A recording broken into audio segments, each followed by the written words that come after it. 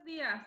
Empezamos con la mesa Mujeres en las Ciencias, la Ingeniería, la Tecnología y las Matemáticas y las Tecnologías de la Comunicación para la Igualdad y el Desarrollo Económico y Educativo de las Mujeres. Sean bienvenidos todos ustedes que nos siguen a través de nuestras redes sociales.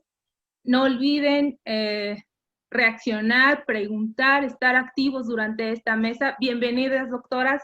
Les damos la más cordial bienvenida a esta mesa.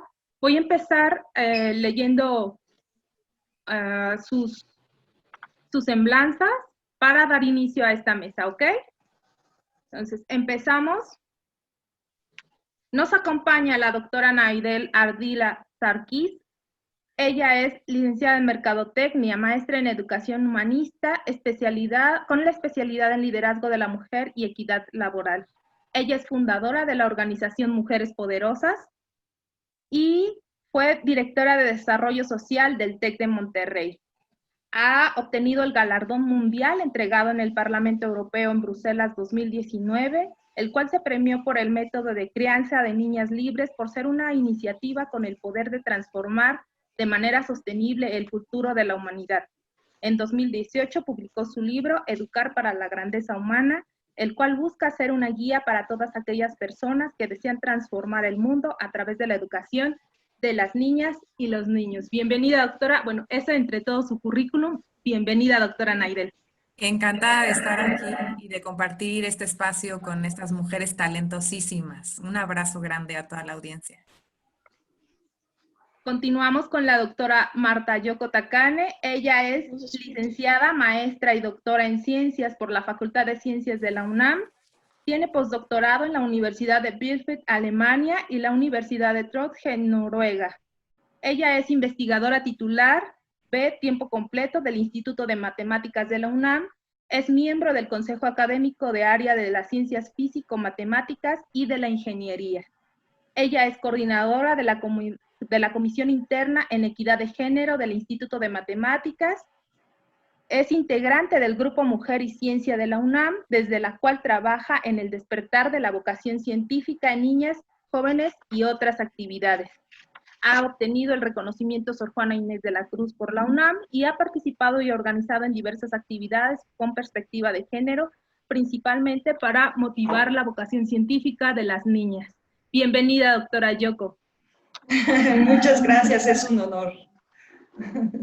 Continuamos con la doctora Mónica Andrea López Hidalgo. Ella estudió biomedicina en la Benemérita Universidad Autónoma de Puebla y posteriormente concluyó su posgrado en el Instituto de Neurobiología de la Universidad Nacional Autónoma de México, Campus Juriquilla, donde obtuvo su doctorado. Realizó también una estancia postdoctoral en el Instituto Max Planck de Florida para las neurociencias. La doctora Mónica es una de las ganadoras de las becas para mujeres en la ciencia L'Oréal UNESCO CONACYT AMC 2017 por su investigación en el deterioro de las funciones cognitivas relacionadas con la edad. Bienvenida, doctora Mónica. Eso, entre otras también, bienvenida. Muchísimas gracias. Un gusto compartir con ustedes y con todo el público. Muy bien. Continuamos también con la doctora Luz María Velázquez Sánchez del Tecnológico de Monterrey. Ella es profesora líder de proyectos de mujeres del TEC de Monterrey. Estudió su doctorado en Ciencias Económicas y Empresariales en la Universidad de Deusto, España, y obtuvo la mención cum laude. Es profesora de planta de la Escuela de Humanidades y Educación, líder nacional de Zonas Chero, programa de emprendedoras del TEC de Monterrey. Es líder de Qualitec, con el Comité de Equidad de Género del TEC de Monterrey, fundadora y directora del Premio Mujer TEC del TEC de Monterrey.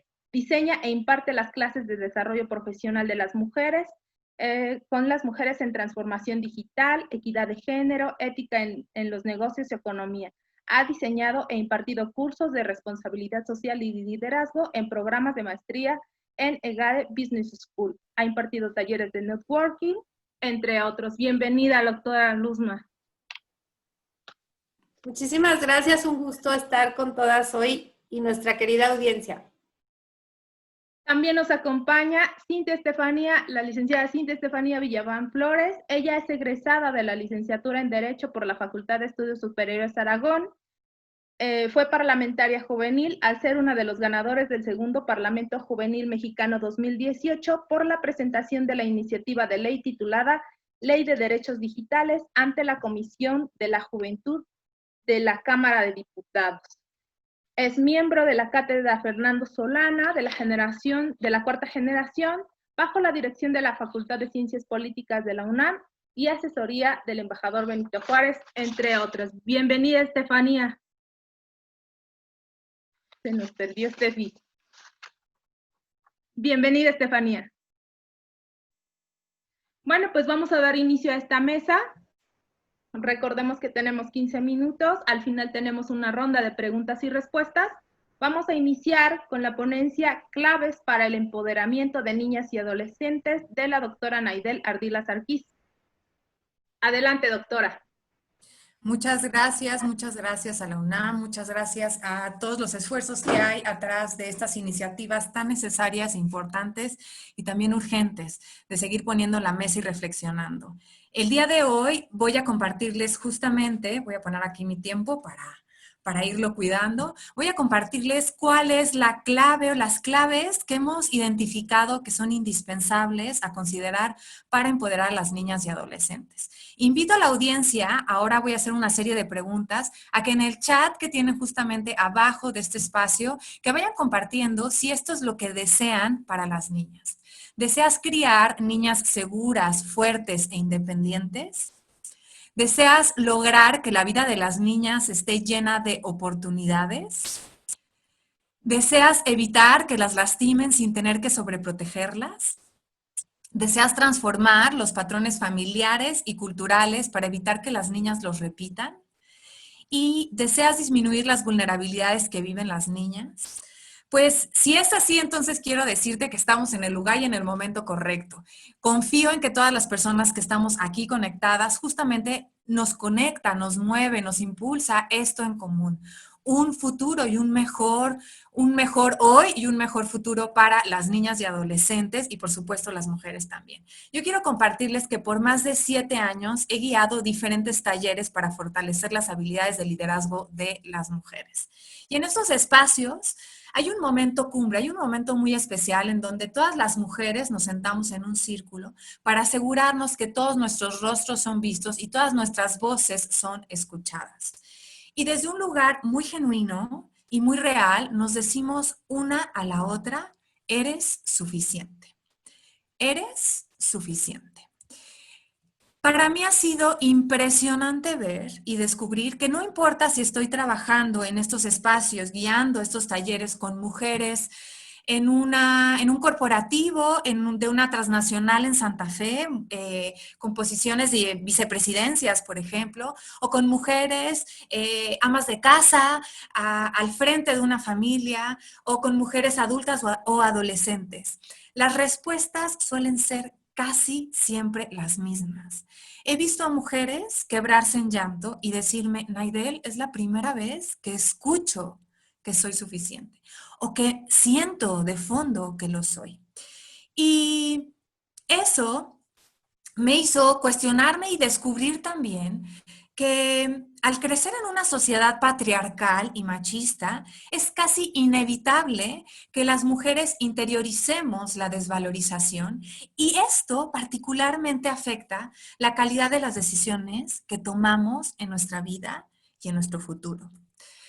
Y eso me llevó a preguntarme, ¿qué mundo seríamos capaces de construir si las niñas crecen desde pequeñas sabiendo que son valiosas y que son suficientes? Hay algo que es muy importante para poder contestar esa pregunta o para poder llegar a un futuro más cercano que construya esas realidades, es necesario poner en la mesa, hablar de algo indispensable, que son los impuestos emocionales que la sociedad cobra a las niñas al crecer en una sociedad sexista, en una cultura sexista y machista. Y me gusta mucho utilizar con gran claridad este concepto de impuestos, porque como nosotras sabemos, yo cuando doy un taller, inevitablemente tengo que pagar impuestos. Si no los pago, el fisco cae. Es decir, es una condición para poder estar en esta sociedad, es algo que se coloca sobre nosotros y que si no conocemos estos impuestos, pues si no tengo una buena contadora, como es mi caso, difícilmente puedo subsanar o contrarrestar el pago altísimo que muchas veces implica el vender un curso o el dar una conferencia, etcétera, en términos específicos de impuestos. Y así sucede con las niñas y con las adolescentes y con las mujeres. Hay impuestos que se pagan y que si no los conocemos no tenemos la posibilidad de transformarlos y sobre todo transformarlos a tiempo. Yo invito a la audiencia a que los siguientes impuestos que les voy a compartir, que por favor compartan en el chat, si los identifican en las niñas, en las adolescentes, en otras mujeres o en ellas mismas. El primer impuesto que hemos identificado que las niñas pagan al crecer en sociedades que desvalorizan a las mujeres es la baja autoestima. Yo fui por mucho tiempo directora de una preparatoria y en ese espacio yo le pedía a adolescentes, a mujeres, que me escribieran en un texto cuáles eran sus fortalezas, cuáles eran las habilidades de las que ellas se sentían orgullosas. ¿Qué es lo que identificaba? Que en estos espacios me escribían, no sé, unas 2, 3, 4 fortalezas. En cambio, cuando les pedía, por favor, dime, ¿cuáles son tus áreas de oportunidad? Bueno, me escribían 10, 15, 20. También identifiqué que cuando existía el éxito, y por ejemplo en estos espacios académicos, no sé, estaban en los primeros 10 lugares del Ceneval, por ejemplo, en ese sentido, y las felicitaba, estas chicas me decían, y también yo también lo he vivido, no estoy lejos de esos lugares, ellas mismas me decían que habían tenido suerte o que les habían ayudado, pero no lo atribuían directamente a sus capacidades, a sus habilidades. Una investigación realizada en Estados Unidos con más de 1,600 estudiantes universitarias identificó que 3/4 partes de ellas aspiran a la perfección. Claro, nuestras generaciones también lo aspirábamos, también intentábamos llegar a ese lugar, cumplir con todo lo que se esperaba de nosotras para ver si al fin así éramos vistas y validadas. Sin embargo, ahora viene una perfección aparte que no se note todo el esfuerzo por todo el tema de las redes sociales, por todo el tema que hay alrededor de la inmediatez con la que vivimos. Y otro dato muy importante a poner y a tomar en cuenta es la brecha de confianza. La organización AAUW identificó que para secundaria la autoconfianza de las niñas cae 3.5 veces más que la de los niños. Y la última cifra, para mí, la más dolorosa y la más urgente a poner en la mesa para seguir identificando cómo transformarlo a tiempo es: en España se nombra y se identificó que para los 3 años las niñas ya interiorizaron al masculino como superior. Entonces yo veo esto y digo, en todos estos programas de liderazgo en donde yo venía trabajando, que es maravilloso que estemos trabajando con mujeres de 25, 30, 40, 45 años, pero si para los 3 años una niña ya interiorizó al masculino como superior y un niño ya lo interiorizó como superior, entonces vamos tarde. Y para eso necesitamos conocer estos impuestos, para ganar tiempo. Es urgente ganar tiempo. El segundo impuesto es dudar de sus propias capacidades para tomar decisiones. Sheryl Sandberg fue considerada una de las 10 mujeres más poderosas en el mundo por Forbes. Y ella comparte que incluso se le solicitó que invitara a una reunión para hablar del futuro económico a diferentes personalidades. Entre esas personalidades habían mujeres y habían hombres convocados. Y ella identifica justamente que en estas reuniones las mujeres no se estaban sentando en la sala de juntas, que se sentaban justo en las sillas alrededor. Había esta parte interiorizada de dudar de las ideas, ¿no? Si no me siento en la sala de juntas y si no comparto mis ideas es que porque desde antes estoy dudando de mis ideas, incluso de la posibilidad de compartirlas. Y pues bueno, también se nombró que para los 8 años las niñas dejan de levantar la mano. Esta cifra también es de Estados Unidos, de España. Hay un sesgo por un estudio realizado por los esposos Sadker, en donde se identificó por 20 años que los docentes dan la voz principalmente a los niños sobre las niñas. ¿Y qué nombrar de esta frase que a todas nos han dicho que calladitas nos vemos más bonitas? También otro impuesto que las niñas pagan es el riesgo en la salud. Todos los estereotipos de belleza que hay para kinder, las niñas ya están evaluando su cuerpo. Para primaria, más de la mitad de ellas ya han realizado dietas. Y por supuesto, todos los grandes temas de anorexia y de bulimia que se siguen presentando y que es un problema de salud que venimos arrastrando desde hace muchas décadas. Y por último, la violencia en la pareja. Escucho en cientos de lugares en donde se coloca y se nombra a las mujeres como responsables de las conductas de violencia que realizan sus parejas y no nos hemos puesto a reflexionar en estos impuestos que suceden alrededor de esta sociedad y esta cultura. Por un año, para los 10 años, por un lado, para los 10 años, las niñas valoran su identidad ya en ser atractivas para los niños. Viene todo lo que ya hemos visto y que sigue estando muy latente y que cada vez es más grande sobre la hipersexualización de la infancia, el tan bonita y tan solita, es decir, si no estás en pareja hay algo mal, viene esta acusación social y todo esto alimenta una búsqueda frenética por estar en pareja. Y pues bueno, yo les comparto estos impuestos porque urge poner fin a estas costosas facturas que pagan las niñas al crecer en sociedades sexistas. Para contrarrestar estos impuestos, la mejor vacuna que tenemos, por supuesto, es la educación. Y es la educación que damos a las niñas y a los niños. Y particularmente, hoy me enfoco en las niñas, porque la clave es criar a niñas libres. ¿Quiénes son estas niñas libres? Son niñas que crecen libres de mandatos y estereotipos que las desvalorizan, niñas que asumen su valor como persona y desde ahí aprenden a tomar decisiones por ellas mismas, silenciando las voces de afuera. Son niñas que ya saben que simplemente por ser y existir son merecedoras de una vida digna. Niñas que saben que todas las personas somos igual de capaces y valiosas y niñas cuya crianza es libre de prácticas machistas. Para ello, nosotros en la organización Mujeres Poderosas construimos un método, el método que justamente nombraban al inicio, que fue reconocido en el Parlamento Europeo y que recibimos este galardón mundial, que abarca 4 pilares esenciales. 1, la autoconfianza. Segundo, la toma de decisiones. El tercero, el autocuidado. El cuarto, la construcción de relaciones equitativas. Y el quinto, los sueños y talentos.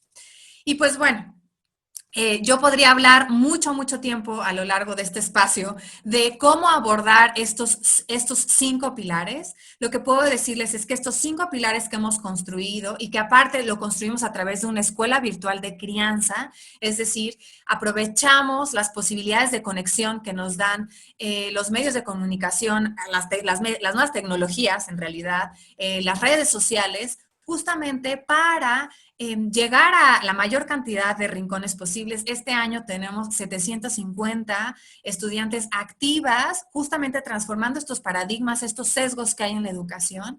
Y pues yo ahora quisiera compartirle a la audiencia a través de una liga que les haremos llegar aquí mismo en el chat, un ebook que tenemos justamente con 50 prácticas diarias para fortalecer estos 5 pilares. Estos 5 pilares están creados y construidos con la intención justamente de contrarrestar estos costosos impuestos que las niñas pagan. Y pues bueno, con esto quiero cerrar invitando a toda la audiencia a poner en la mesa la importancia de reformular la manera en la que estamos educando, apoyarnos de la tecnología, que ahora es un vehículo maravilloso y poderoso para tener acceso. Nosotras tenemos estudiantes que están, no sé, desde Ensenada hasta Chiapas, conectadas todas juntas a través de este deseo en común que tenemos, que es con lo que iniciamos, este deseo que la vida de las niñas esté llena de oportunidades, el reducir sus vulnerabilidades y el saber que vamos avanzando juntas, que esta transformación también la hacemos de la mano de otras mujeres. Esto es todo lo que tengo por ahora. De cualquier manera, aquí tengo el espacio abierto con mis redes y estaré gustosa y feliz de escuchar cualquier duda que tenga la audiencia. Muchas gracias, doctora Naidel. Qué gusto escucharla y qué importante lo que nos habla sobre el empoderamiento de las niñas. Lo mismo comenta, da tiempo ahorita para enviarle las felicitaciones de los que nos están viendo durante esta transmisión por su ponencia.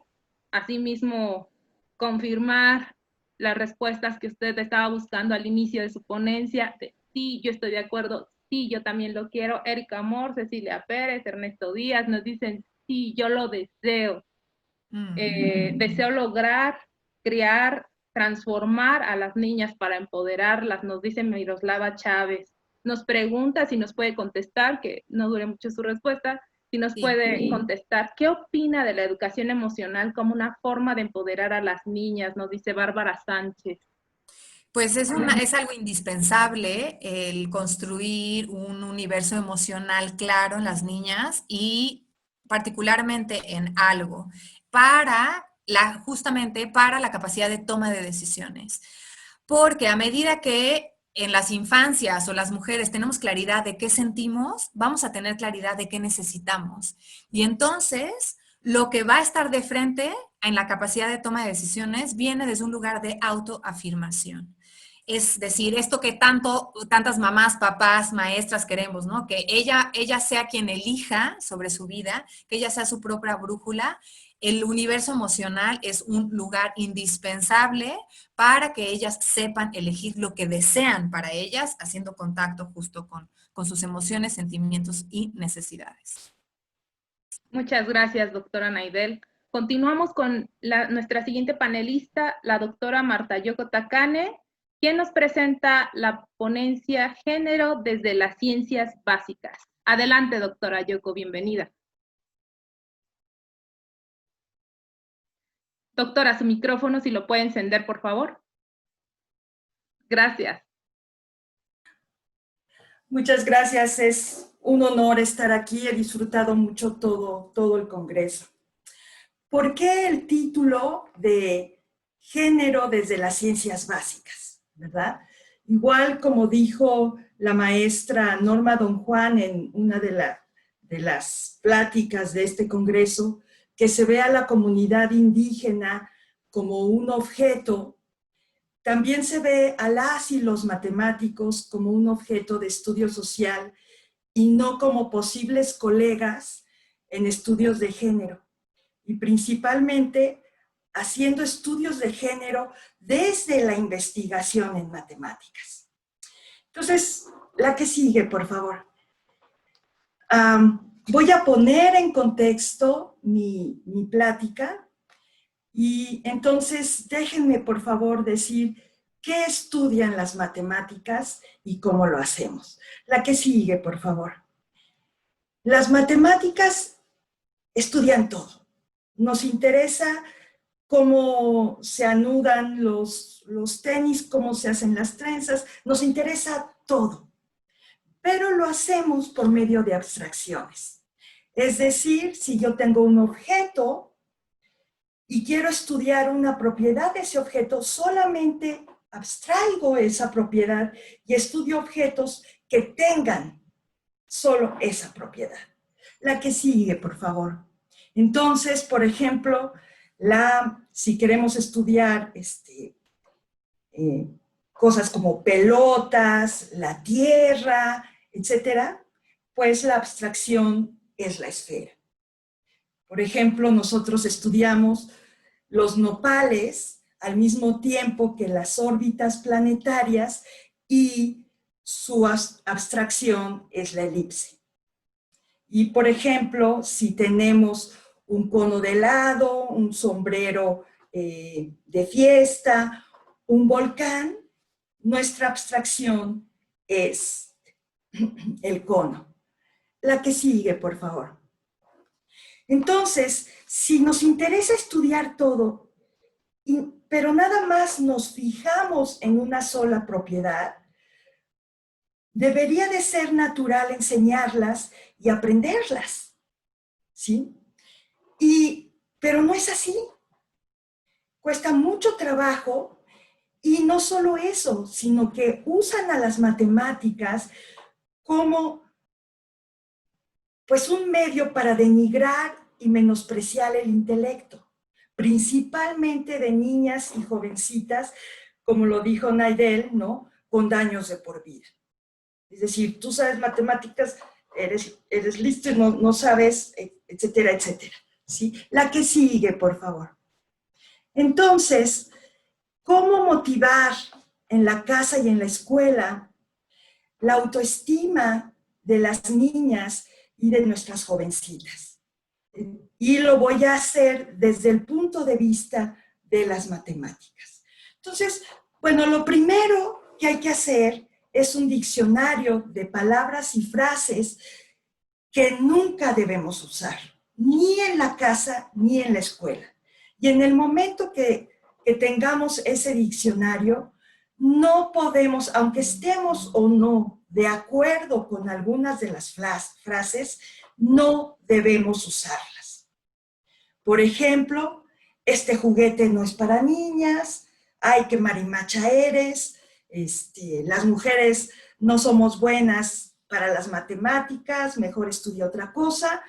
O algo que he escuchado y que es horrible, que usan los femeninos para denigrar a niños. Ay, pareces niña, ¿no? Y se lo dicen a un niño, o pareces, usan femeninos contra hombres, ¿no? La que sigue, por favor. Bien, la que sigue, por favor. Y entonces, ¿qué debemos hacer, verdad? Para hacer o motivar desde la casa y desde el kinder, etcétera, para que nos gusten o no les tengamos miedo a las ciencias básicas, en particular a las matemáticas. Y si podemos, pues tratar de motivar a una niña a ser científica. Entonces, lo que tenemos que hacer es jugar, jugar y jugar.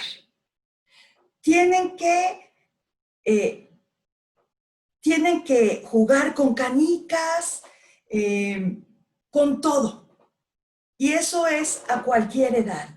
Lo podemos hacer con nuestros propios hijos y jugamos juntos. Pero, ¿cuál es la diferencia? La diferencia es que vamos a observar. Tenemos que observar cómo caminan, qué caminitos hacen las hormigas, qué pasa si yo les pongo una hojita en el camino de las hormiguitas, qué hacen las hormigas.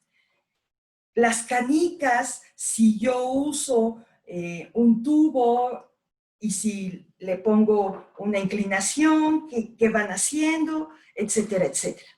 ¿Qué tanto bota una pelota? Todo nos interesa. Pero tenemos que observar todo. Y eso se aprende. Es cosa que les enseñemos a nuestros hijos y nuestras hijas a observar. Y entonces preguntarnos. Siempre hay que hacerse preguntas. Y si podemos, tratarlas de contestar. No es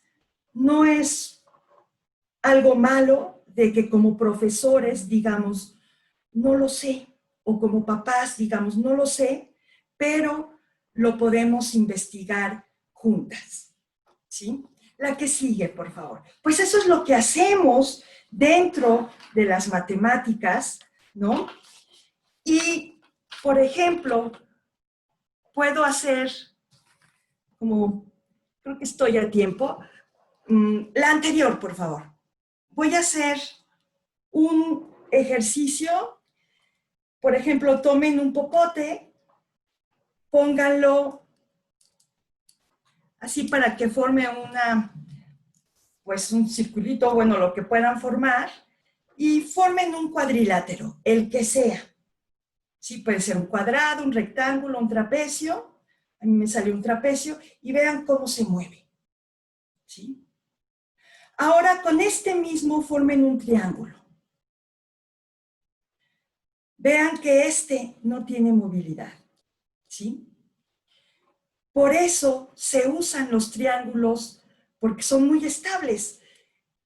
Solo hay un triángulo con estas medidas, exactamente con estas, y si ustedes les doy las medidas y hacen su triángulo, lo ponemos al parejo y van a ser idénticos. En cambio, en un cuadrilátero hay una infinidad, ¿se fijan? Sí, aquí ya hice un montón de cuadriláteros distintos. Por eso, nosotros estudiamos los triángulos y hay un resultado en matemáticas que me dice que este triángulo es único. Y como es único, nunca se va a poder deformar. Y entonces se usan mucho en arquitectura, o en construcción porque son muy estables. A eso nos dedicamos, pero eso hay que jugarlo, ¿verdad? ¿Sí? Bueno, ahora sí la que sigue, por favor. Y entonces, la que sigue, por favor. También quiero hablar de que en la Facultad de Ciencias y desde el grupo Mujer y Ciencia UNAM, trabajamos para, desde diferentes niveles y de diferentes aspectos, tratar de hacer un ambiente más igualitario para las mujeres. Una de las cosas que hemos hecho es la regeneración de microambientes. La regeneración de microambientes para, si ustedes tienen su microambiente, que es su casa, su escuela, es a lo mejor un parque, etcétera, si esos ambientes están sanos, entonces la sensación de felicidad, que ya se han hecho estudios, es más grande. Por ejemplo, nosotros que vivimos en un país pues con muchas desigualdades, etcétera, violencia, pero si vamos empezando con nuestros microambientes, vamos a tener una sensación de felicidad buena. Y por ejemplo, yo les digo a mis alumnos y a mis alumnas, la basurita del sacapuntas es basura. La colilla también es basura. Entonces, esas cosas se tienen que recoger, dejar los salones limpios, los baños limpios para la siguiente persona, ¿no? Y eso va creando un microambiente sano, así como el diccionario que les digo de palabras que no debemos de usar. Y bueno, y la que sigue, por favor. ¿Sí? Y desde el grupo Mujer y Ciencia UNAM hacemos un congreso, talleres, etcétera, de el despertar de la vocación científica en niñas, en cómo estudiar, cómo motivar a las niñas a gozar la ciencia, ¿sí? Ya les dijeron que ya en kinder las niñas ya pueden irse retrayendo cuando les dicen, por ejemplo, en kinder quizá no, las niñas todavía gozan si uno les dice que un juego es matemático, por ejemplo, o no les dicen, pero es un juego matemático, lo empiezan a jugar. Pero ya a los 6 años ya empiezan a no jugarlo. Y como decían, tengo el honor de ser consejera académica de la UNAM y por las áreas de matemáticas, física y las ingenierías, pero soy representante ante el Consejo Académico del Bachillerato del CAFMI. Entonces, desde allí vi cuántos problemas hay en el aprendizaje y enseñanza de las matemáticas, también de género en el bachillerato, y decidí que mientras era representante ante el bachillerato, entonces iba a trabajar para bachillerato. Y bueno, soy autora de un curso que se llama Cómo pensar como Sherlock Holmes, para que jueguen con la lógica y puedan deducir, a ver, ya, ¿verdad? Puedan deducir de una observación, puedan deducir algo que tengan la certeza que es verdadero. Y entonces, ese curso es muy, bueno, para mí es muy divertido, creo que les ha divertido. Ese es para profesores de bachillerato, pero yo le enseño así desde niños, porque he enseñado esa clase de cosas a niños de primaria, etcétera, y solamente es con los mismos juegos ir un poco más allá. Bueno, a ver, ¿qué observaciones? Y después, bueno, trata de probar tus cosas, etcétera, etcétera. Y la que sigue, por favor. Y muchas gracias.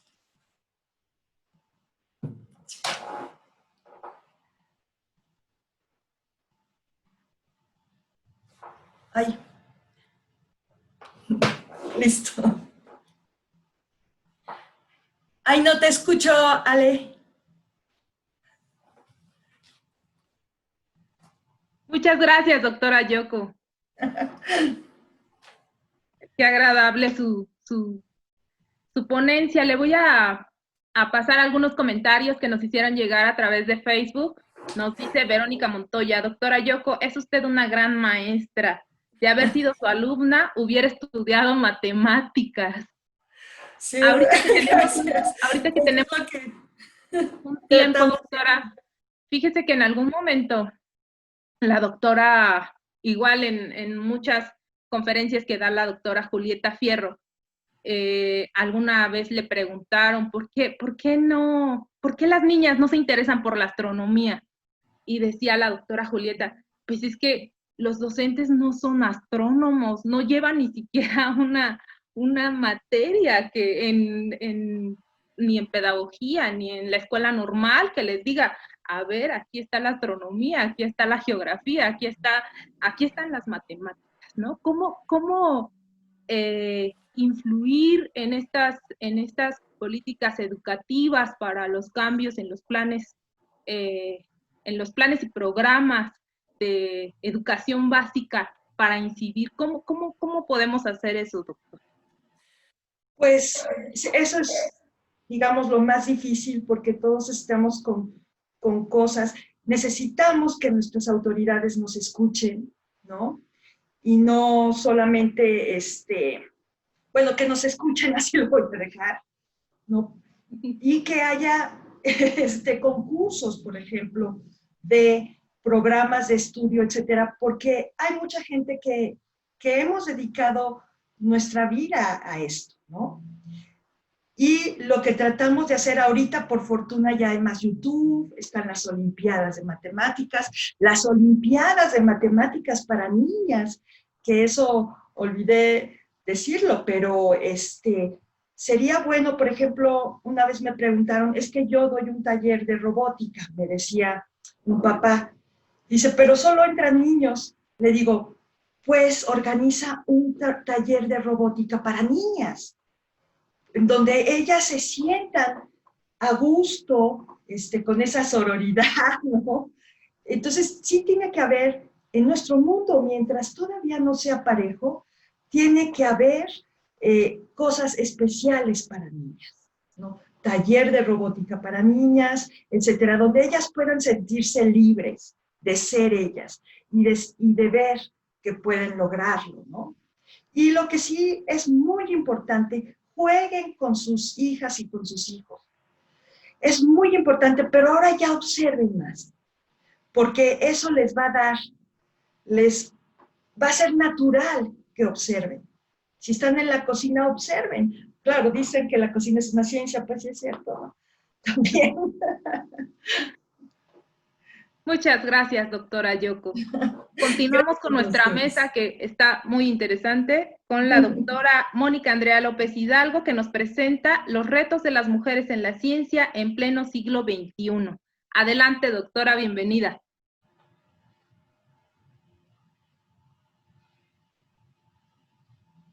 Su micrófono, doctora, por favor.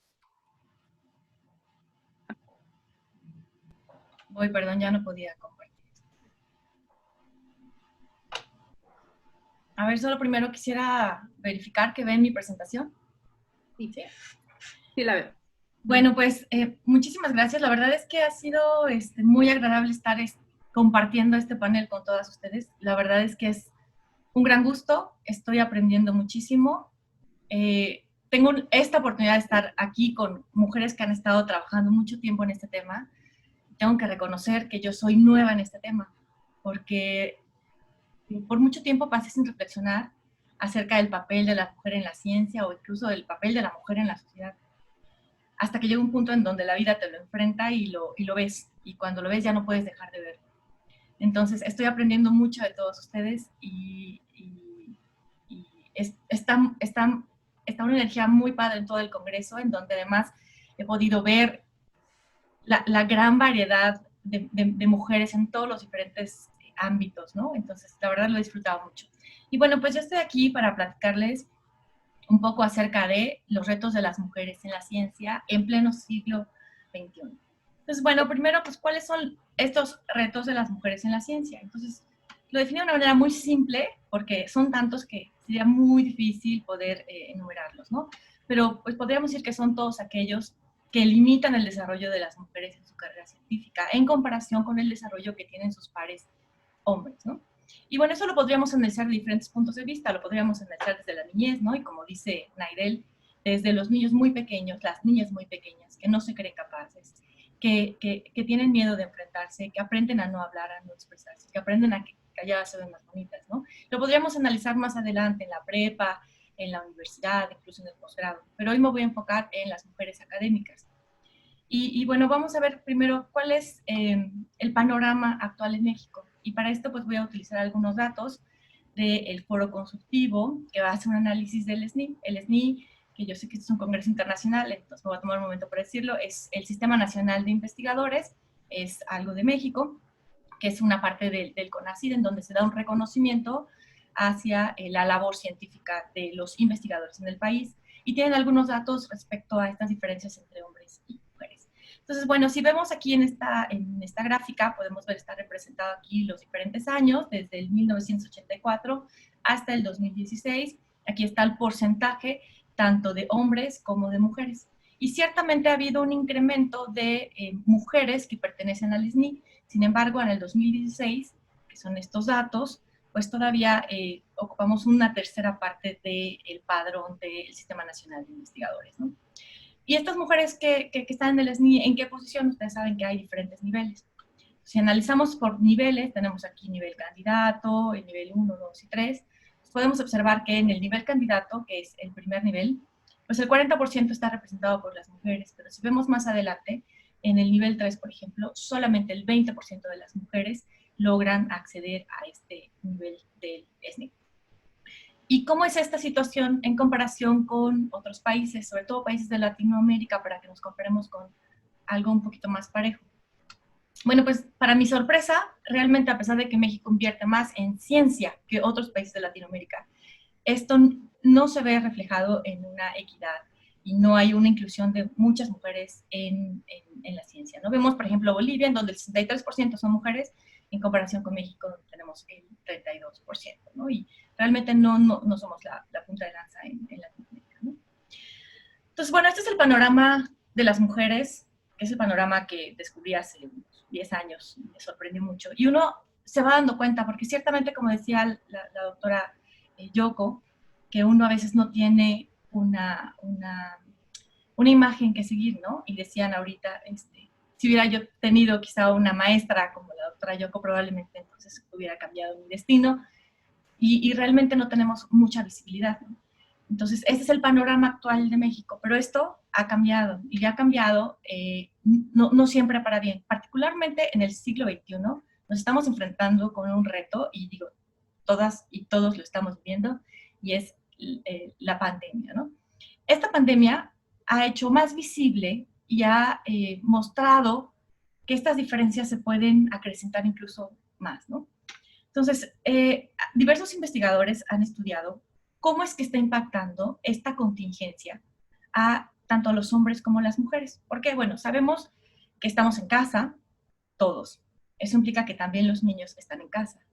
Eso implica que entonces los papeles tradicionalmente dedicados al hogar y a los niños, pues es diferente incluso si hay una pareja de investigadores, hombre y mujer, pues generalmente es la mujer la que hace más labores de casa. Entonces, ¿cómo ha impactado esta contingencia a las labores académicas de estas científicas? Y hay varios trabajos que se han hecho, a pesar de que tenemos 3 meses, ya muchos han estudiado esto. Y desde mayo surgió este estudio en donde muestra aquí en colores cuáles son los diferentes años, cómo va cambiando el porcentaje de los artículos que se envían. Entonces, tenemos aquí en enero, en 2015, 2016, 2017, 18, 19, 20, febrero, marzo, abril, mayo. Quiero que noten cómo esto es un trabajo hecho en Estados Unidos, se fueron más o menos a distanciamiento social, igual que nosotros, con el cierre de las escuelas, más o menos por marzo, finales de marzo. Por lo tanto, abril y mayo, si nos enfocamos en el rojo, podemos ver aquí que hay una disminución importante en el número de papers enviados. A tan solo mes y medio de que se da este distanciamiento, de que se da el cierre de las escuelas, de que se da el cierre de las universidades, hay un gran impacto de estas mujeres que están enviando a publicar sus papers, ¿no? Pero pues este es un estudio muy temprano, porque apenas es mes y medio después de que inicia la contingencia. Un estudio más reciente, de julio, en un servidor que permite los preprints, para que no se espere uno un año a ver el paper publicado, analizan cuál es el impacto, no solo en género, sino también de algunas cosas como la raza, el género, etcétera, ¿no? Entonces, la pregunta es, ¿cómo ha sido el desarrollo académico de las mujeres científicas durante esta contingencia sanitaria debido a la COVID-19, ¿no? Entonces, analizan dos aspectos. Analizan los artículos sometidos, previamente analizados en el trabajo anterior, y ven que ciertamente las mujeres están enviando menos papers a 3 meses de la contingencia, mucho menos que sus pares hombres, ¿no? Para cumplir fechas límites, ya sea de proyectos o de solicitudes o incluso trabajo laboral, las mujeres están teniendo más dificultades para cumplir con esas fechas límites, ¿no? Analizan varias causas, aquí simplemente les voy a mencionar algunas. Si quieren revisar el paper, la verdad es que está bastante interesante, aquí está la cita. Y menciona los hijos, ¿no? Y hace un análisis entre mujeres y hombres que tienen o que no tienen hijos. Y aquí está. Entonces tenemos aquí mujeres que tienen hijos, mujeres que no tienen hijos, hombres que tienen hijos y hombres que no tienen hijos. Entonces pueden observar que hay una diferencia, tanto las mujeres como los hombres que tienen hijos están pagando estos impuestos utilizando el término de Naidel, ¿no? Están pagando estos impuestos porque les está costando más trabajo enviar papers que sus pares que no tienen hijos, ¿no? Si comparamos incluso solamente mujeres con hijos y hombres con hijos, pues vemos que hay una diferencia aún mayor. Las mujeres científicas que tienen hijos les está costando mucho más trabajo seguir con su producción académica, ¿no? Y esto también se ve reflejado en las fechas límite, en donde hay diferencias entre mujeres que tienen hijos y que no tienen hijos, y otra vez mujeres y hombres que tienen hijos, ¿no? Entonces, algo que es interesante, que me parece muy interesante en este paper que describen, es cuál es la edad de los niños, porque para los que tengamos hijos sabemos que no es lo mismo un niño de 1 año que uno de 18. Entonces hacen un análisis desglosando la edad de los hijos. Y lo que observan en esta gráfica, en donde está representado aquí la edad de los hijos, ¿no? De 1 a 6, de 7 a 12, 3 a 18, más de 18, en comparación con hombres y mujeres que están en estos tonos de verde, ¿no? Podemos observar que, por supuesto, las mujeres tienen mayor dificultad en enviar estos artículos cuando los hijos tienen menos de 12 años, que es una buena parte, ¿no? Y esto también se observa cuando se entregan cuando se tiene que entregar algo con una fecha límite, ¿no? Estos sesgos. Nada más que aquí se ve en todas las edades. Entonces, algo que me llamó la atención cuando vi estas gráficas es que, pues, para todos los que estén en el SNI, sabemos que en el SNI nos dan 1 año de gracia cuando tienes un hijo. Si tienes un hijo, te dicen, bueno, pues puedes tener 1 año en donde no se te evalúa o te damos chance porque tuviste un hijo. Entonces vemos que el impacto de tener un hijo afecta hasta los 12 años. Entonces, qué bueno que tengamos este año de gracia en el SNI. Habría que replantearse y reconsiderar si 1 año es suficiente, porque dado estos datos parece que no, ¿no? La inversión a un niño, pues sí es más el primer año, pero no es lo único, ¿no? Bueno, entonces, la productividad de las mujeres científicas sí se ha disminuido, incluso está relacionado con la edad de los hijos y se afecta hasta los 12 años de manera importante. Y bueno, no solamente es el cuidado de los hijos, como también lo mencionaban en otras pláticas del propio Congreso, pues las mujeres generalmente están más dedicadas a labores del hogar, ¿no? Y le dedican más tiempo entonces a labores de la casa. Aun cuando incluso estos datos es cuando los dos, el hombre y la mujer, son científicos, la mujer le dedica más tiempo a labores del hogar que en el caso de los hombres, ¿no? Entonces, las mujeres siempre más que los hombres, y pues hacen varias cosas más, generalmente la preparación del alimento, el cuidado de los niños, el transporte que hablaban en la mañana acerca de cuánto se desplaza una mujer, pues sí, la mujer se desplaza mucho, tiene que ir por los niños, regresar. Por supuesto que esto tiene un pues se va a ver afectado el trabajo de las mujeres. ¿Qué tiene como consecuencia? Cuando nos aplicamos al SNI, pues entonces te evalúan de acuerdo al número de papers, de acuerdo a tu producción, sin tomar en cuenta todos estos factores. Por supuesto, entonces la probabilidad de que una mujer llegue a SNI 3 o que se vuelve mérito, pues se vuelve mucho más pequeña, ¿no? Entonces, ¿cuáles son algunos mensajes que pudiéramos tomar para reflexionar? Uno es respecto al primer bloque, respecto al segundo bloque sobre el efecto de la pandemia, es que la verdadera dimensión de los efectos que va a tener esta contingencia sobre las mujeres científicas se va a ver, no ahora, ¿no? Al mes ya veíamos efectos significativos, a los 3 meses vemos diferencias importantes. Vamos a ver en el transcurso de los meses o incluso años cómo esto va a afectar la producción de las mujeres y cómo esta situación particular fuera del alcance y del control de todas las personas va a mostrar más este sesgo de la mujer en la investigación, ¿no? Y lo otro es que pues hay que pensar en políticas reales a nivel institucional, tanto a nivel de las universidades, a nivel del CONACYT, del propio SNI, para lograr revertir esta falta de equidad. Es muy triste que cada año vemos estas diferencias y las seguimos viendo, y las seguimos viendo. Y si bien es cierto que hay algunas convocatorias para madres de familia, para mujeres indígenas, me parece que habría que evaluar qué tanto han impactado en los últimos años, porque hasta donde yo he revisado, pues pasamos de 5% a 7%, de 10% a 12%, pero habría que tomar medidas, yo creo, más enérgicas para que en algún momento esto pueda verse un poco revertido y quizá lograr una equidad de las mujeres en la ciencia. Gracias. Bueno, y finalmente, perdón, quisiera agradecer a la Fundación L'Oréal.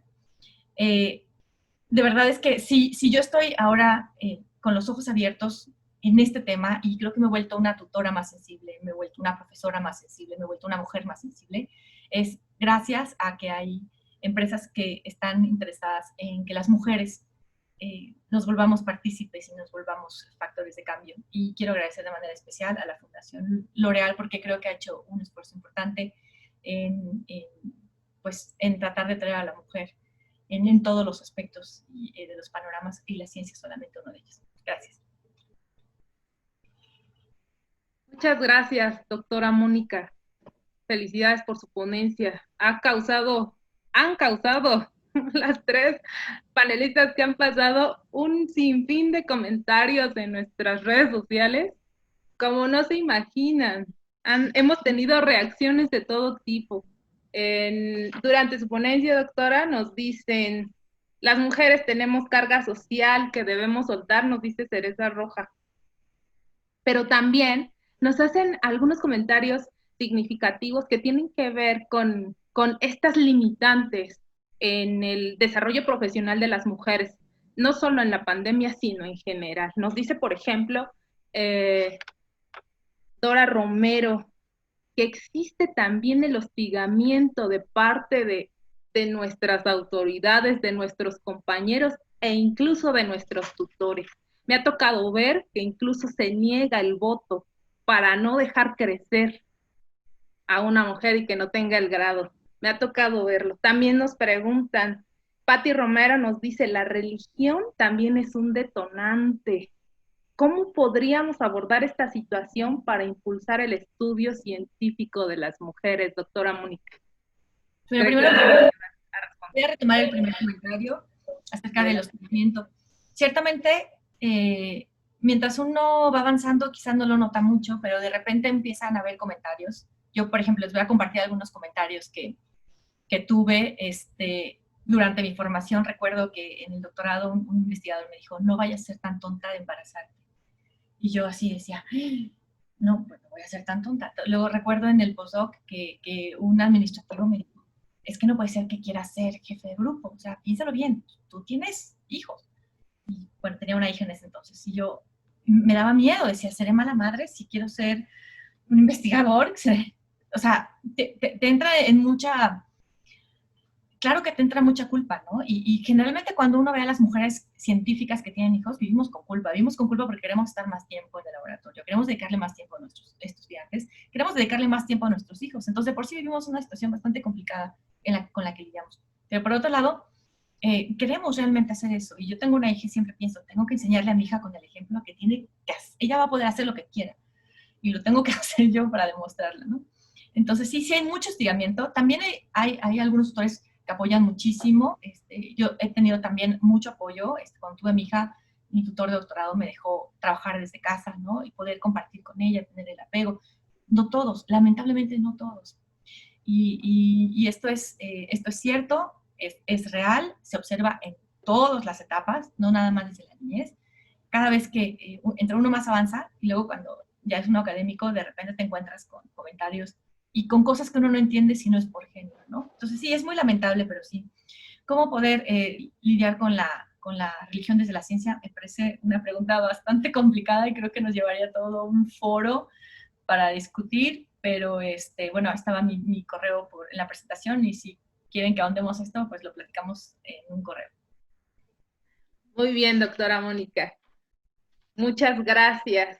Vamos a continuar con la doctora Luz María Velázquez Sánchez, que nos presenta gafas moradas para el presente y futuro de las niñas en México. Adelante, doctora Luzma, bienvenida. Muchísimas gracias. Me encanta estar en este panel con tanto talento de Nay, Yoko, Moni, Carla, Ale y también todas ustedes. Y todo este esfuerzo de tantos días con tanto conocimiento, pues bueno, aquí voy a permitirme presentar pues algunas reflexiones que tienen que ver con el tema que tenemos hoy aquí, y pues que es ponernos las gafas moradas para el presente y futuro de las niñas en México. Y pues vamos a ver en qué consiste esto. Yo creo que todas aquí traemos gafas moradas, entonces nos sentimos realmente con esta mirada de igualdad. En México, pues desde 1950 las mujeres hemos conformado más del 50% de la población y para el año 2050 pues va a seguir así con esta tendencia. Se calcula que el 51.28% de la población seamos mujeres y 48.7% sea población masculina. Esto de acuerdo al Consejo Nacional de Población. Entonces, ¿por qué la mitad de nuestro México y la mitad del mundo pues vivimos, experimentamos discriminación por ser mujeres? Y bueno, aquí haciendo un poco de historia, las religiones, pues muchas religiones, casi todas, pues han dado roles, han hecho imaginarios y han estereotipado y han discriminado a las mujeres por ser mujeres. Luego, pues ya empezaron los feminismos, se empezó a cuestionar los derechos de las mujeres. Entonces la filosofía dijo, pues yo le entro. Y hubo muchos filósofos que no quiero mencionar sus nombres, pero decían, bueno, el destino de las mujeres es la familia, el destino de los varones es el Estado y la empresa. Y ese destino no puede contradecirse. Entonces, ¿por qué existe discriminación hacia las mujeres y por qué cuesta tanto trabajo? Bueno, pues es una cuestión histórica que tenemos que transformar y tenemos que cambiar.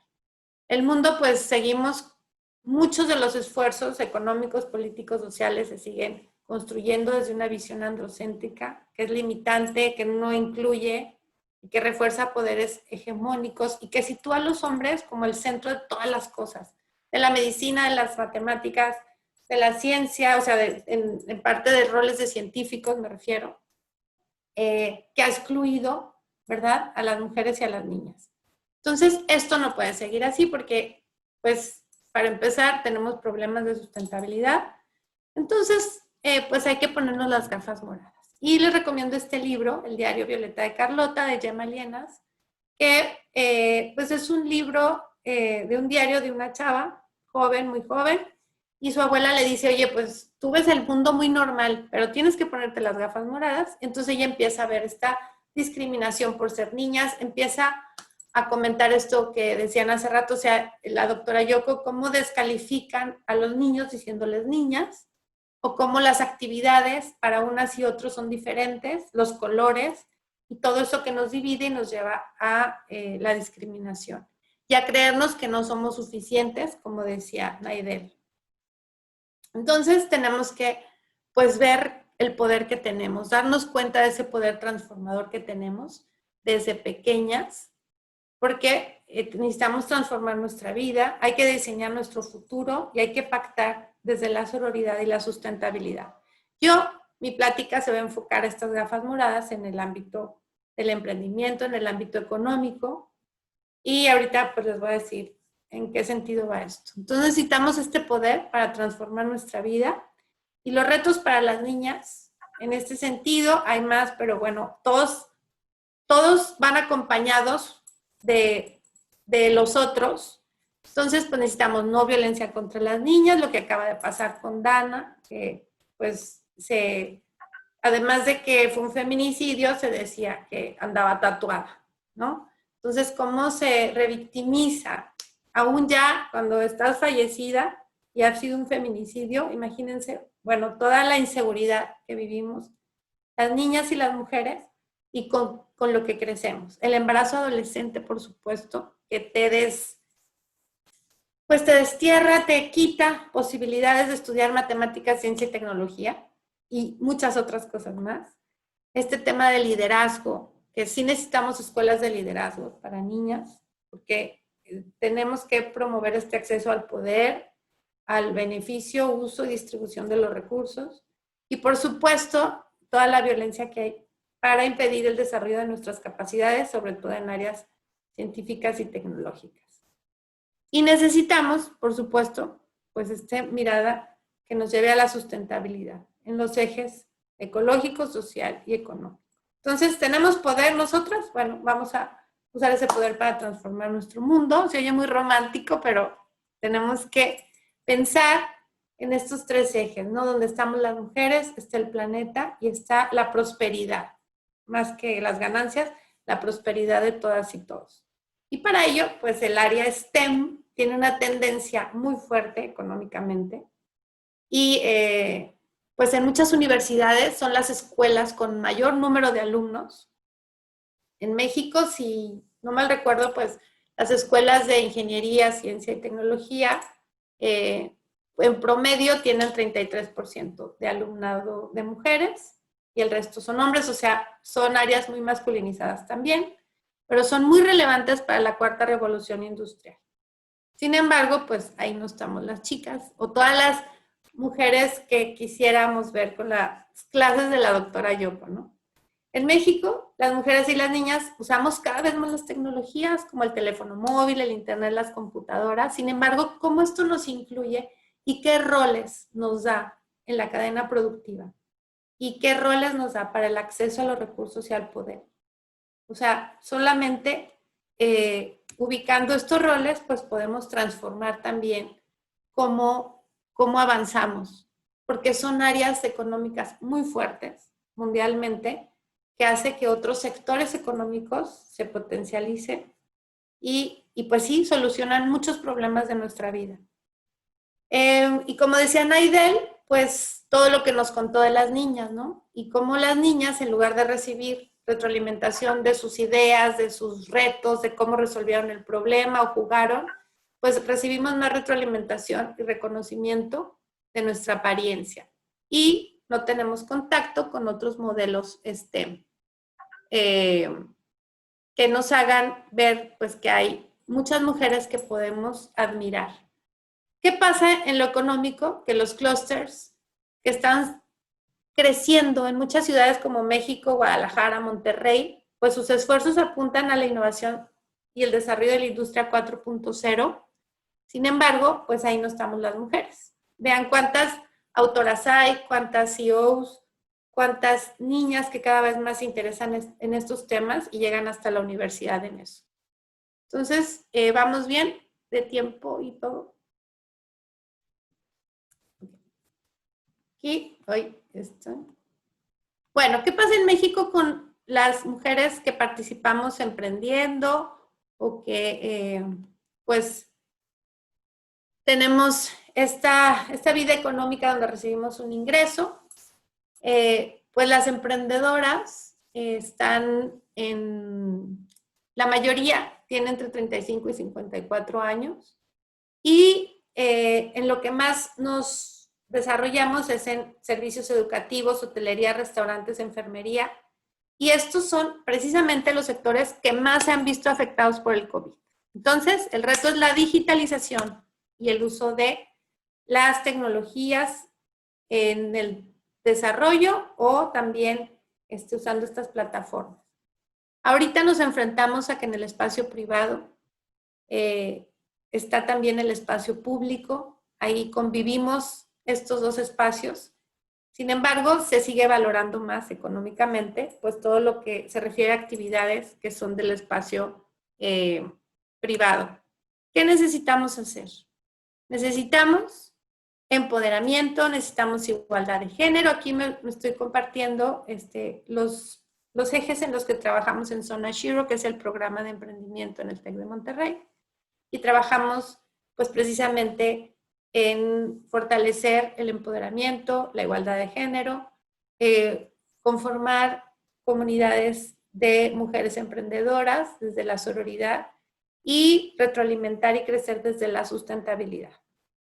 En esta nueva normalidad, pues necesitamos nuevas role models para las niñas y mujeres, necesitamos webinars que nos hablen de estos temas, necesitamos los roles en la casa, que veamos que las mamás también hacen otras cosas, otros artículos, quiénes son las autoras de esta ciencia, de esta tecnología, qué análisis, qué reuniones, qué contenidos, qué imágenes compartimos. Ayer estaba escuchando una de las clases de la tele y todo el lenguaje era masculino. A ver, niños, y vamos a hacer esto de matemáticas. Y era una clase de matemáticas, con leones y no había leonas, solo leones. Entonces, pues, ¿cómo vamos conformando esto en nuestro mundo si queremos cambiar nuestro ecosistema? Y ese poder lo tenemos. Ahora, para esta reactivación que vamos a necesitar, necesitamos liderazgo técnico y liderazgo adaptativo, y necesitamos movernos también, no solo desde la ética de la justicia, sino desde la ética de la igualdad, que aquí están las gafas moradas. Tenemos que ver los grupos de mujeres y niñas con sus particularidades, con sus peculiaridades, desde sus necesidades por edad, por situación socioeconómica, por situación también física y de seguridad. Tenemos que reinventarnos, ¿sí? En cuanto a la salud consciente, las nuevas formas de trabajo, la movilidad, el consumo responsable, la convivencia y la socialización. Y en todo esto está la ciencia y la tecnología. Entonces son áreas que tenemos que construir desde nosotras, para nosotras, en esta nueva normalidad.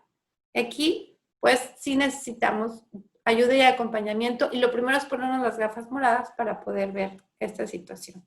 Por eso, pues, hay que hacer un checklist con estos lentes violeta, morados, que nos permiten ver otra realidad de la experiencia de las mujeres y las niñas, y de los hombres y de los niños.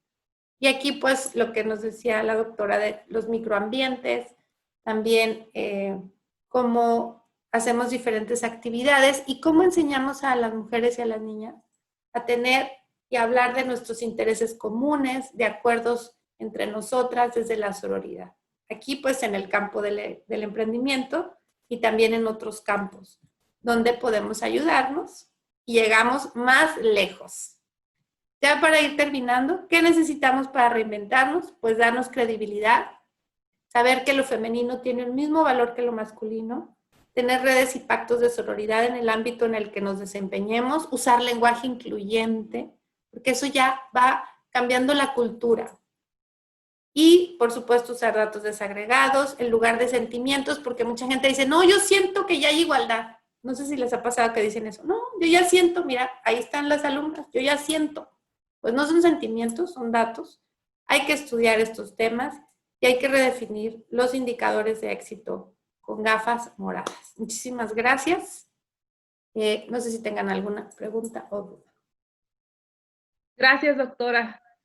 Sí, sí hay muchas preguntas, hay muchas reacciones de nuestro público al que le estamos transmitiendo este panel.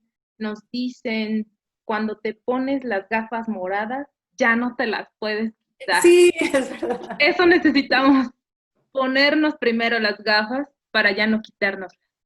Nos preguntan también, ¿cómo podemos empoderar a nuestras niñas desde casa? ¿Cuáles serían como, no sé si llamarle tips, para empoderar a nuestras niñas desde casa si nosotras mismas no lo hemos hecho? Pues yo creo que se conjuntan todo lo que han compartido aquí las doctoras. A lo mejor Naidel ahorita nos puede decir, yo les diría, pues, ponerles las gafas moradas a las niñas y creerles todo lo que nos dicen y todo lo que aportan. Y Naidel, pues yo creo que nos puedes decir algo, querida. Pues yo lo primero que diría es asumir que hay un proceso de construcción que las mujeres estamos viviendo y que mi invitación es a que seamos suaves y bondadosas con nosotras en ese proceso de deconstrucción. Y al final esto mismo las niñas lo van observando en nosotras mismas, estos pactos de sororidad, esta manera en la que nos vemos a nosotras mismas, esta manera en la que realzamos nuestros talentos. ¿Y cómo enseñarlo desde casa? Pues justo haciendo práctica esta información, ¿no? Es como dejando ver los talentos que las niñas tienen, no haciendo diferencias en las crianzas, dando las mismas oportunidades sin distinción de género, cuidando nuestro lenguaje. Es como muy en la cotidianidad lo primero que viene. Y por ahí en el link que les compartí en el ebook también vienen ya prácticas específicas para abordarlo. Muchas gracias. De hecho, sí, también nos están pidiendo en los comentarios, doctora Luzma, doctora Naidel, el link, los libros, si pueden proporcionar también otros nombres de libros para empoderamiento de mujeres y niñas. Nos están pidiendo también, nos preguntan, por ejemplo, hago una pregunta a la mesa y ustedes me dicen, ¿cómo emprender un lenguaje incluyente en México?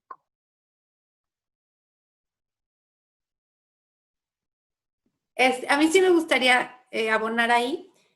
Yo creo que, bueno, nosotras como investigadoras y docentes desde nuestras clases, empezar a fomentar eso y a través de los planes de igualdad en las universidades, en las empresas, pues hacer estas acciones que se puedan medir con guías. Hay muchas guías en Internet de lenguaje incluyente y la verdad sí es un ejercicio ético, ¿no? Porque luego ahí empiezan a sacar que las normas de la Real Academia y patati patata. Pero bueno, tenemos que reflexionar sobre estas normas, empezar a usarlo. Yo les digo, las tesis doctorales se escriben en lenguaje incluyente ahora, o sea, se puede, todo se puede. Entonces, hablarlo y hacerlo muy consciente, y es como aprender un segundo idioma, pero es practicándolo y con las guías que hay por todos lados.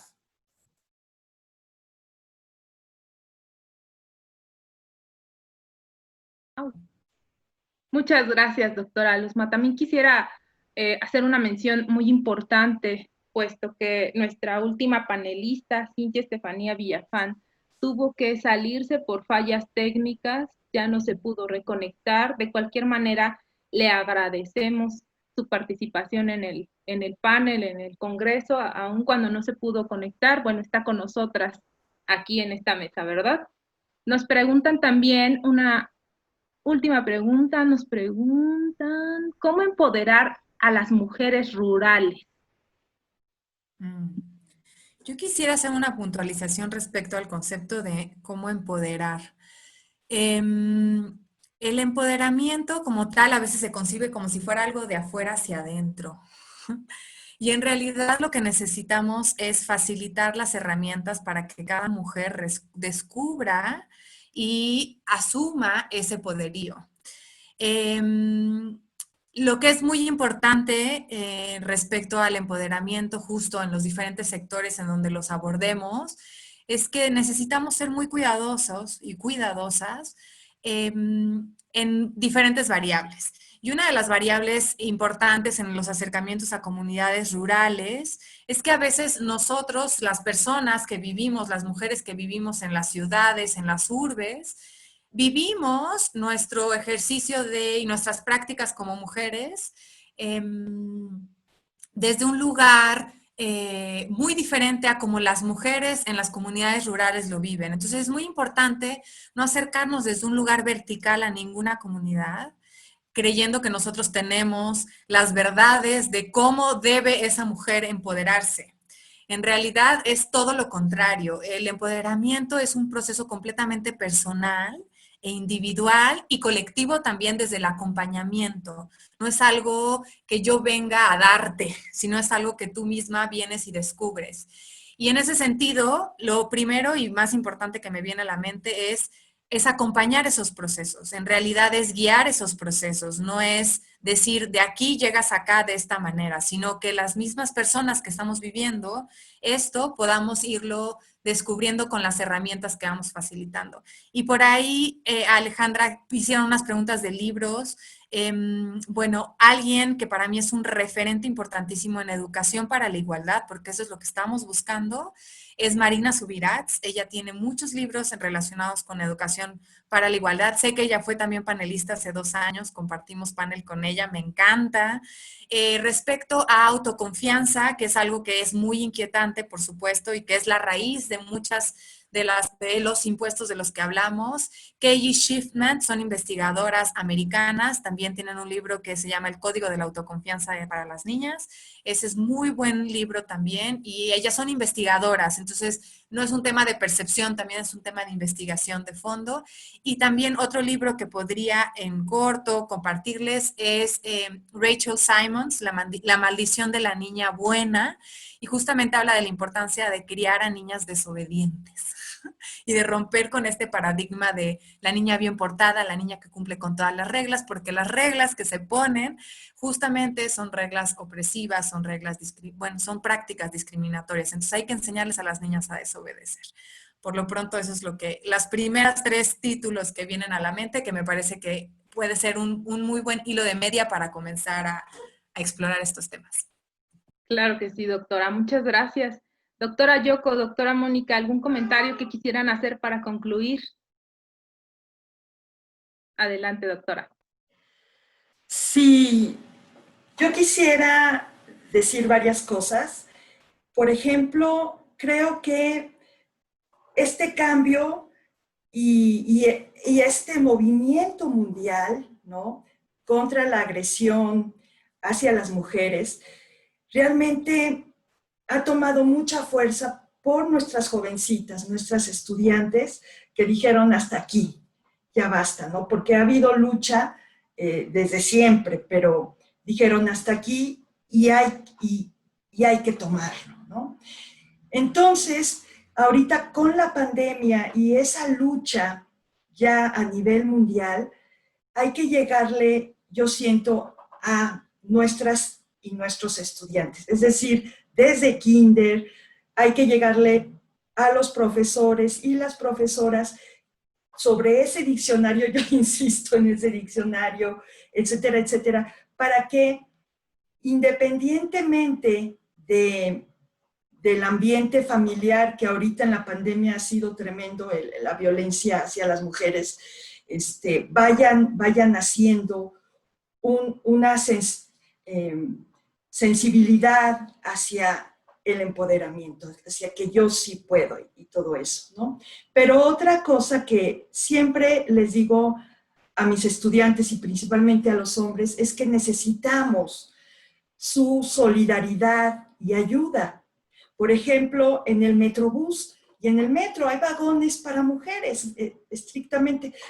Pues respétenlos, por favor, y dicen, bueno, es que eso va contra nuestra libertad de tránsito. Les digo, pero mientras México no sea un país de igualdad, hay que proteger a nuestras niñas y nuestras jovencitas. Entonces sí necesitamos mucha generosidad y mucha solidaridad, ¿no? Eso es lo que quería decir. Muchas gracias, doctora Yoko. Doctora Mónica, adelante. Bueno, pues muchas gracias por toda la información. Yo terminaría con una frase que me gusta mucho, que es la de piensa global y actúa local. A veces nos sentimos impotentes ante la situación en todos los ámbitos y siempre uno regresa y dice, ¿y qué hago? Pues ahí en donde estás en una empresa, estás en tu casa, eres profesora, eres científica, eres lo que sea, en tu localidad, en tu espacio. ¿Qué puedes hacer para que todos nos pongamos estas gafas moradas? Para que la niñez se construya libre, para que tengamos modelos de mujeres fuertes, para que pues rompamos con todas estas tendencias mundiales que cuestan mucho trabajo. Y ciertamente hay una ola ahora cada vez mayor, creciente, y creo que estos foros nos permiten conocernos, identificarnos y sabernos acompañadas. Y ese término que a mí me costó trabajo comprender, la sororidad, lo he vivido ahora y me parece maravilloso. Esta red de mujeres que nos apoyamos, nos identificamos, me parece maravilloso y creo que hay que irlo creciendo en nuestro ambiente, en nuestro pequeño lugar, ¿no? Queremos cambiar el mundo, empecemos por cambiar nuestro pequeño círculo de 2 metros cuadrados, nuestras interacciones, la manera en la que nos comunicamos, la manera en la que nos tratamos, la manera en la que hablamos, y a veces hay que reaprender. Yo, como decía al principio, me descubrí que hacía muchas cosas que no tenía que hacer, y ahora me veo mucho, y ahora veo cosas, y de repente me dicen, ya, es que tú ya todo lo ves. Pues es que yo, una vez que te pones las gafas moradas, de verdad es que ya no te las puedes quitar, es que eso es totalmente cierto. Cuando lo ves, es que es una revelación.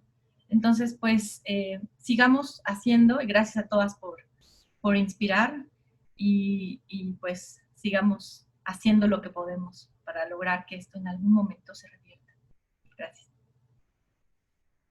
Muchas gracias, doctora Mónica. Pues para concluir, no me queda más que decir y agradecer por cada una de sus participaciones, de sus aportaciones al campo, que sin duda alguna son pues un granito de arena en esta gran lucha que juntas estamos haciendo para cambiar, para transgredir estas estructuras sociales, estas imposiciones de estereotipos de género de las mujeres en las ciencias que estamos teniendo. Hay que romperlos, hay que transgredirlos, hay que terminar con esta brecha de género de las mujeres en las ciencias, hay que ser más mujeres en las ciencias, que nuestras niñas y nuestras mujeres se empoderen desde la familia, desde la escuela. Hay que cambiar esos procesos formativos en los que las niñas y las mujeres no están creciendo empoderadas. Hay que hacerlo, hay que guiarlas a las ciencias, a las matemáticas, a la tecnología, pero sobre todo hay que hacer que nuestras mujeres y nuestras niñas de este país hagamos historia. Muchas gracias a todas.